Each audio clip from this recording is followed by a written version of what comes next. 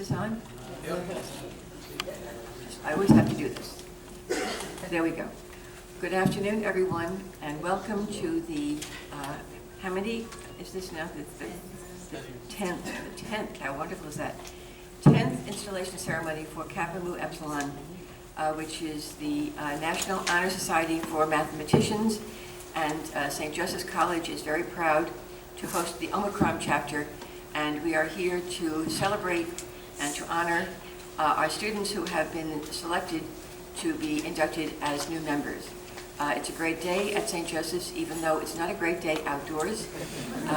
I keep on saying spring is coming. I do think that there is a spring out there somewhere, but we'll find it sometime. As I was thinking about what to say this morning as a very brief welcome, the term of the concept of what is a mathematician kept running around. I mean, what is a mathematician? And what is mathematics? I guess even to start more. And I looked it up a little bit. I spent a little time this morning on my iPad Googling things, and I discovered that Aristotle said mathematics is the science of quantity. Now that's sort of a boring definition, isn't it? So I went on a little bit, and I found a couple of others that I liked a little bit better. One is by Bertrand Russell, who was a philosopher of the 20th century, somewhat controversial fellow, but very, very bright guy. And so he wrote that it is the subject in which we never know what we are talking about, nor whether what we say is true. And then another one is from Charles Darwin, famous Charles Darwin. And he said, a mathematician is a blind man in a dark room looking for a black cat that isn't there. I don't know if you identify with either of those, but anyway. And then my last, my favorite one is this. What is mathematics? What is it for? What are mathematicians doing nowadays? Wasn't it all finished long ago? How many new numbers can you invent anyway? Is today's mathematics just a matter of huge calculations with the mathematicians as a sort of zookeeper, making sure the precious computers are fed and watered? If it's not, what is it, other than the incomprehensible outpourings of super-powered brain boxes with their heads in the clouds and their feet dangling from the lofty balconies of their ivory towers? That's you people. But what he finally said was, mathematics is all of these and none. Mostly it's just different. It's not what you expect it to be. You turn your back for a moment and it's changed. It's certainly not just a fixed body of knowledge. Its growth is not confined to inventing new numbers, and this is the important one. Its hidden tendrils pervade every aspect of modern life. That was written by someone named Ian Stewart. I never heard of him, but I like what he wrote.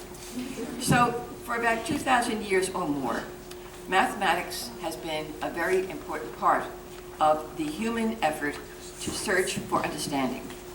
From Pythagoras, from whom we get the Pythagorean theorem, which I knew about once when I was in college and have forgotten everything, to Hypatia. And I noticed that there are 7 young women who are in our Mathematics Honor Society today. And so I wanted to mention a woman of the ancient days. She was an Egyptian mathematician. And when the Christians, I'm embarrassed to say this, I blush actually to say it, when the Christians took over Alexandria, they killed her. Now, I don't know whether it's because she was a woman or a mathematician, possibly because she was both. But I trust that will not happen to any of you. But I'm very proud to see that you are carrying on a tradition that was started way back in 4th century AD Egypt, and hopefully you will carry it to new heights. So today we see that mathematics is a very important part of the human search for understanding. And I know that you all desire, or share that desire, to arrive at truth through careful reasoning.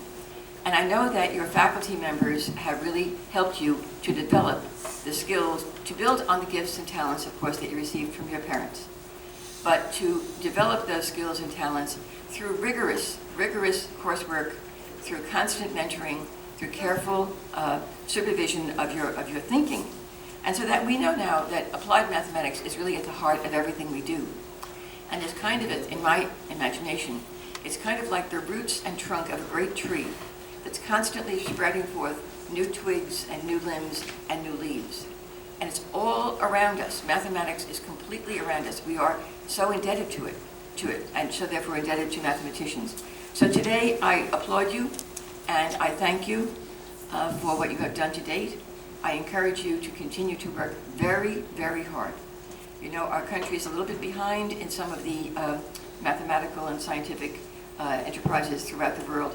We want to regain our place. We want to regain the position of primacy, at least not that we have to be number one, but we really want to be doing the best we can. And so far, we're not doing that. So we count on you to work hard, to contribute, and to do wonderful things for our country and for yourselves.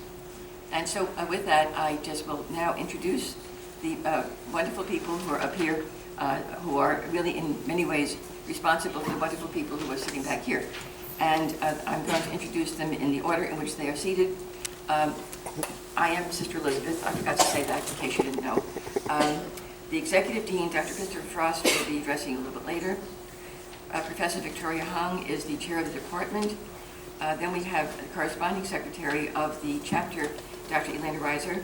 And then the officers of the chapter going in order, President Stephen Bates, Vice President Denise Guerra, Recording Secretary Dan Ferguson, Treasurer Card Burley, and finally, and by no means last, but by no means least, Dr. Donna Peerage, whose vision, I think, has been very instrumental in helping the chapter to grow, and who will now address us. Dr. Peerage.